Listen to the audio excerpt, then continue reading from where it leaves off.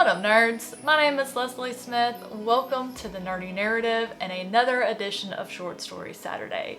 This is where I talk about all of the short stories that I read, and I do try to read at least one a day because I just like starting my day out with a cup of coffee and something that I can finish. Just give me that feeling of accomplishment, of marking something off my list first thing in the morning, and it just really sets the mood for my day.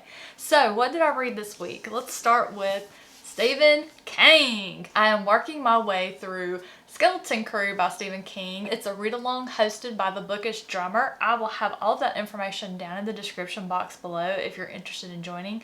But I read The Wedding Gig. I didn't enjoy it. Here's why. It was full of hateful remarks regarding weight and color. Hateful things against people like that just really make the record scratch when I'm reading and pull me out of the story. I'll be reading it and every few lines he's got something to say about it and it's like, Arr! And I did not enjoy it at all. The main gist of it, there's a jazz band who is approached by a well-known gangster to play at his sister's wedding. And as you can imagine, at a gangster's wedding, shots ring out and unlikely people step up to fill the vacuum left by this dead gangster.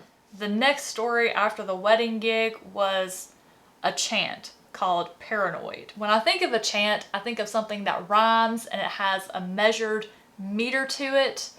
And this was willy-nilly. It was all over the place. Some of it rhymed, some of it didn't. Some of it would have a line that was one word, and then the next line would be 5 or 7 words. It just really threw me off. I don't know why it was called a chant. Who would stand outside and chant a 3-page story about a man who was so paranoid that he thought everybody was out to get him?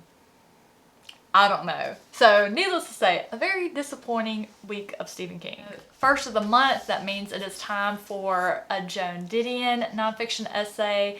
This is part of a read-along hosted by the Literary Apothecary. All of that information for that read-along will be in the description box. This month's story is called Marrying Absurd, and it talks about how Vegas got its start with its eloping marrying craze. But apparently 1965 was the year that really kicked off in Vegas. It was because guys could improve their chances with the draft if they were married. I think she said the first night that it really took off, there was 171 marriages performed. She then goes on to explain how this led to the competition between the chapels and just how insanely easy it was to actually get married in Vegas. I found it really interesting to know that. I never knew how that got started. Just ever since I've grown up, that's just something you've always known about Vegas. Well, besides everything that happens there stays there, the next thing you think of is wedding chapels and Elvis. I did get back into Ted Chiang's Exhalation collection. Charmaine, my friend, who gifted this to me for my birthday, you have given me a beautiful treasure. This is a treasure box of stories I will revisit so many times over the coming years. This week I read the story What's Expected of Us, and the best way that I felt to explain the story, to summarize the story, was a quote that I took from the story. There have always been arguments showing that free will is an illusion.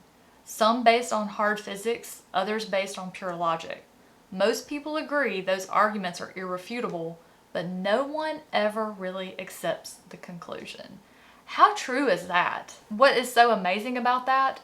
That is so deep, but I want to say it was a 2 or 3 page story. I also got back into David Wiley's collection, A Merchant in Orient and Other Tales, and I read The First Martian Church of God. And this is a fantasy tale that is heavily influenced with science fiction, and it is funny. It has its moments, but on the other side of it, it's also a really great story for the heart. The story talks about how there are sightings on Mars. They're convinced that they have seen there is life on Mars, and these sightings lead to all of the churches deciding they want to be the first church so they can bring the message of the gospel to the Martians. So the different churches are trying to build a church. That race between the churches has its own message. And then there is a completely different message between these 2 old men that are kind of watching all of this happen on the news and the churches and just the conversation they're having. Despite all of the bits of humor and the fun that was poked, the message of hope and love behind it was just so good. And then I was back into Richard Thomas's Tribulations collection with the short story Love Letters. This story is about a young woman who takes some very interesting yet escalating measures to memorialize these love letters written to her by a man that she loves very, very much. Love. Maybe love's not the right word. Maybe obsessed is the right word. The thing about Richard Thomas's stories, they're entertaining, but they also leave you with so many questions. He gives you just the right amount of information to just set your imagination going in all different directions. This one was just something else. Then the final story that I read this week was Ubiquity by Ronald McGilvray from his Tales from the Parkland collection. After I read this story and I thought back on the title Ubiquity, which means present everywhere, that title is a clue. It's a large clue. The story is about a man named James. James has arrived at the mainland in his little boat from his island to restock supplies. He lives on a little island offshore by himself. He has ever since his wife and child were murdered years previously. So he's come back to restock and he's noticed there is no one around. Everything is very, very quiet. As he makes his way through town, he realizes the residents have undergone a bit of an extreme makeover.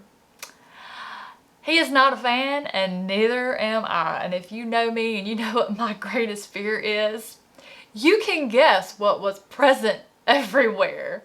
Oh man, I loved the way this one ended because it kind of didn't end. It was an ending, but it was not an ending. It was the type of ending that allows you to keep going forward with your imagination as to what might be happening next, which is fun, except for when you go to bed and you read a story about one of your greatest fears and it didn't give you an ending with all of them like getting nuked or something. You think, oh, they're still out there. So guess what you dream about? Yes, that's what happened. Those are the stories and the essay that I read this week. I hope you enjoyed hearing about them. I hope that something might have sparked your interest into checking out one of these authors, whether it be one of these collections or one of the others. If you have any questions about any of these authors, any of these collections, any other collections that I might have read by some of these authors, please put those in the comments down below. If you have a collection you would like to recommend to me, put that in the comments down below as well. I'm really going to try and focus some of these down because I have like 23 collections I'm reading through. Guys, thank you for watching. Thank you so much for being here today. Have a fantastic rest of your weekend and I will see you on Monday.